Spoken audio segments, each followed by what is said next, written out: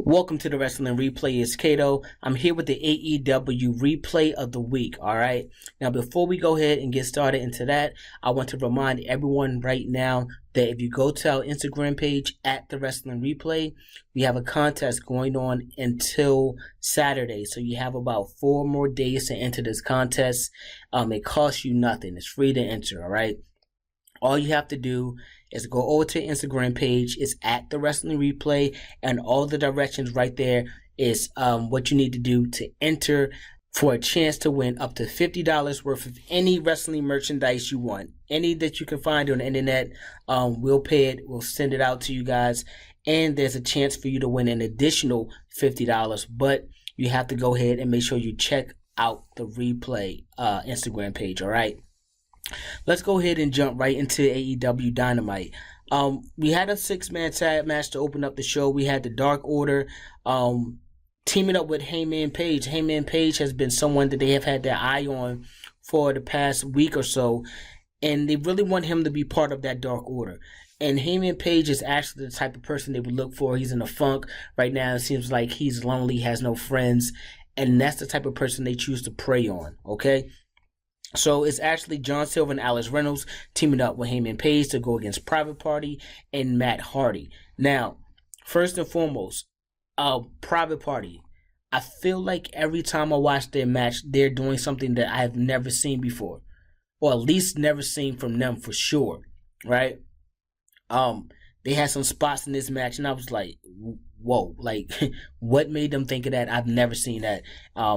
They're very innovative. They're an innovative tag team, and I will say I have to give AEW a hats off to that because you have teams like Private Party, Top Flight, TH2. You have a lot of tag teams that are like innovators, man. They're going to be the future. They're so young and have so much promise. So I can't wait to see these guys, 4 or 5 years down the line when they're all locking it up. It reminds me of seeing, Edge and Christian, the Hardys and the Dudleys, when they all got together and locked it up and created a TLC match, something that was never done before. I can imagine what these type of young teams can get together and create, later on down the line. So I love the young tag team talent that AEW got. I always have to give a hats off to that. Now, I will also say that the Dark Order and Hangman Page, they actually worked really well together. And one thing I noticed is that AEW does do a lot of 3-man tags. So maybe a 3-man tag team championship might be in the works. That could be pretty cool. It's something I think that could work inside this promotion. So maybe they can think about doing something like that. Now, the Private Party and Matt Hardy did end up picking up the win, but the more interesting part of this match, I felt like, came at the end when Private Party hit Gin and Juice on Reynolds. Matt Hardy tagged himself in and got the win for his team. Even after he got the win, you could just see the look on the Private Party faces, kind of like, why would you do that? We already had the match won. You didn't need to do that. And Matt Hardy was just celebrating, like, just overly celebrating. So I think we might have a little something there where Matt Hardy may be finding himself splitting up from Private Party. So that'll be very interesting to see what happens as far as that trio go, because Matt Hardy has been kind of a mentor to them, if you've been watching for a while. And, they could look out for him during the match with Sammy Guevara when they came to his aid. I'm sorry, inside that match. Next, we had Cody Rhodes versus Angelico. Now, before the Cody Rhodes match, there was a video played, a segment where, someone had dropped the package off. They didn't understand what it was. Him and Brandi sit down. They open up the package. It was a little pair of Gucci sneakers. So these guys are expecting the child. So that's awesome. Congratulations to them. But this match with Angelico, it was really good. I just didn't understand, of all the people he could have faced tonight, right? Why Angelico? That's someone I look to more so be teaming up with Jack Evans. Are we going to see Angelico kind of push himself more so into like the singles competition? Because he could have easily signed someone for a one-night deal. He could afford, Will Hobbs or maybe Brian Cage or Ricky Starks again, something like that. But I just kind of found it weird that he would choose Angelico. Not that Angelico's not good. He's a really good in-ring performer. He's half of one of those young tag teams I was speaking on. So he's really good in the ring. I was just thinking maybe he would choose someone more so leading on to a possible storyline or someone he'll see fighting in the future or something like that. But it was a good match. But of course, Cody Rhodes was able to knock off Angelico. And following the matches where things got a little bit more interesting when Team Taz appeared, it looked like they was going to come and do another attack on Cody. Darby was all the way up in the rafters, of course. But Sting actually came out, and Team Taz retreated once Sting came out. He had the back, of course, so we still don't know how Sting is going to be utilized in AEW. We still don't know why he's there, so that's a question that's I'm, just waiting to see answered. Maybe we'll have something when Allen and Cage go against each other. Maybe Sting will, interject himself again, but we'll have to see, man. We'll have to see what Sting is actually here in AEW for. Okay? Now, that leads us to our 12-man tag team match. And I found it very, very funny, and I'm glad I was actually able to find the picture that I was looking for. Okay? Now, earlier on, if you follow our Instagram page, I made a post and made a comment about Cutler, right?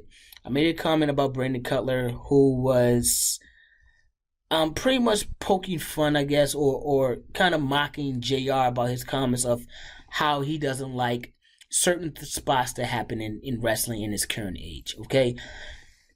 Now, it looked like Wardlow and Brandon Cutler was both removed from the match, making it a 12-man tag team match. All right, now, I don't know if the absence of Cutler is because of his tweet of, kind of going at JR, but I wouldn't be surprised. Now, the Inner Circle was able to defeat Top Flight, Varsity Blondes, and the Best Friends. Top Flight is another young tag team who is absolutely amazing. Varsity Blondes, I love these guys. They remind me of a 90s tag team so much.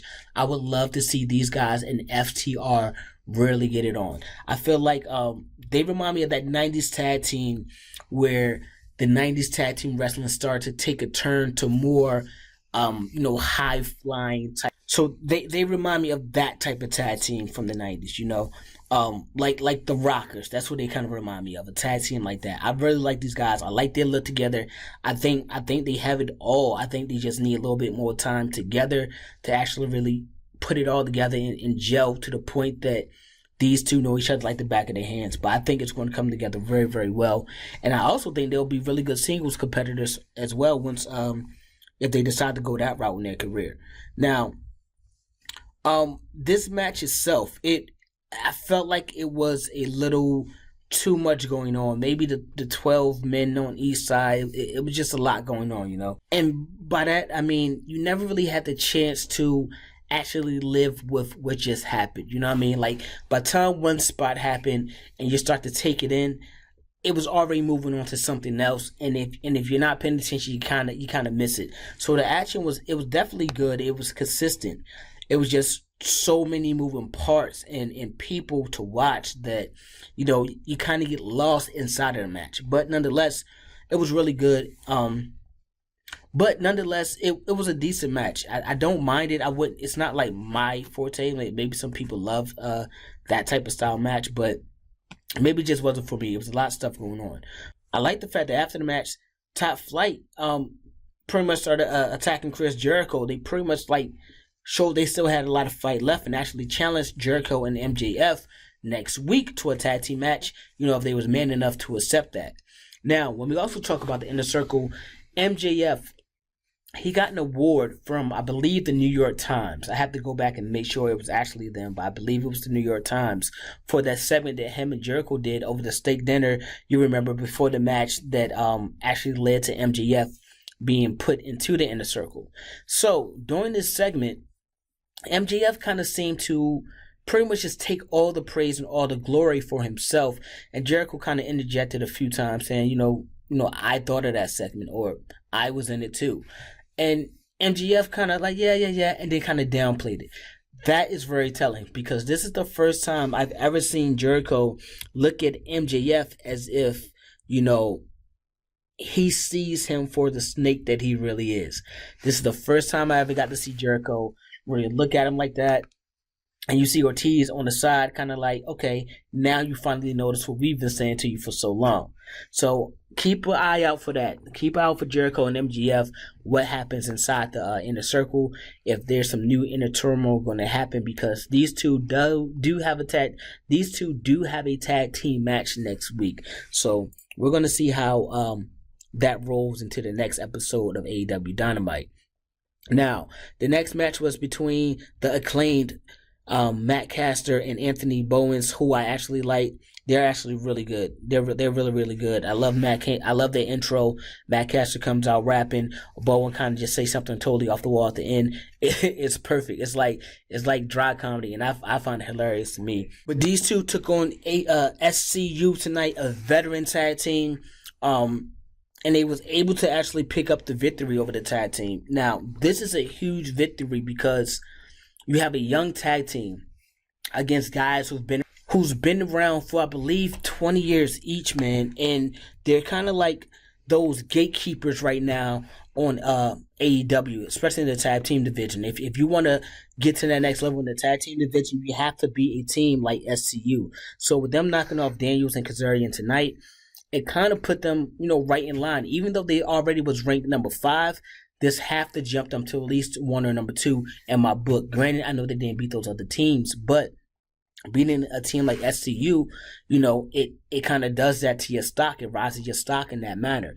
Now, after the match, they actually pretty much challenged the Young Bucks for an AEW Tag Team Championship, and they're going to get their tag team title shot next week on Dynamite. So that's going to be a really, really big match because you have a young tag team. Now, imagine if these guys are able to take the title off the Young Bucks.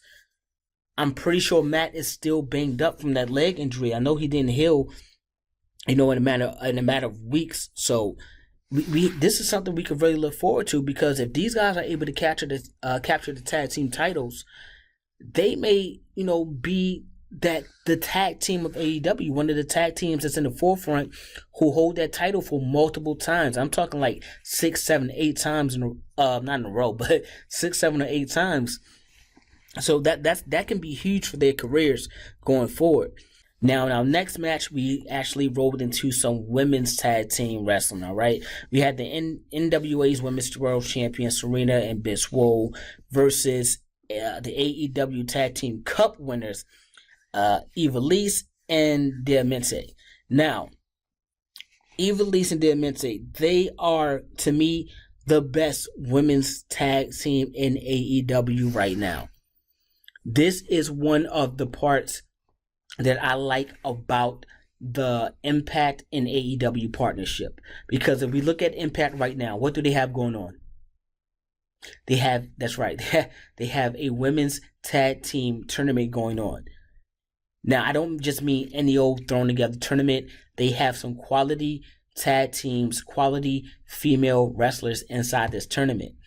Now, we get some of those women over here to AEW, start really getting the ball rolling. Those tag team championships are right around the corner. Now, I see a team like Ivelisse and Diamante being the type of women that will actually hold those tag team titles going forward. I believe they are the best pair and the best team that AEW has put together thus far, and they have proved it already by winning the tournament. Even though tonight wasn't their night, because they ended up losing to Swole and Serena, because Swole locked on that Clearwater Cloverleaf, man. Pretty dope. It's pretty much a Texas Cloverleaf. She was trained by Dean Malenko, so she has her own little twist on it. But this match was pretty good. It was slow at some points, but it was still a very enjoyable match. Now, in our main event of the evening, we had Kenny Omega versus Joey Janela. Now, if you remember, Sonny Kiss took Joey Janela's spot in that tournament, which is pretty much the reason for this match right now with Omega and Joey Janela. It was a hardcore, no DQ, anything goes style match. Perfect type of match for Joey Janela. This is right up his alley. These are the type of matches that he really excels in. But tonight, he just wasn't enough for Kenny Omega. Kenny Omega is on a whole different level right now. He's wrestling in a whole different realm. Okay, I wouldn't have been surprised if this match had even ended quicker for the fact that that's just the type of level that Kenny's on right now. You know. Now after the match, we got something that we really wanted to see. Right, we had Pac and the Death Triangle appear. The bastard actually started to question Omega as if he was the rightful champion. Why do you say that?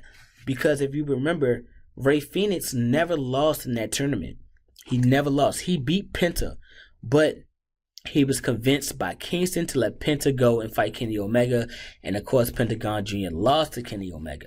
So Rey Fenix never got his title shot. He never got a chance to compete for that title. He never really got a chance to win that tournament.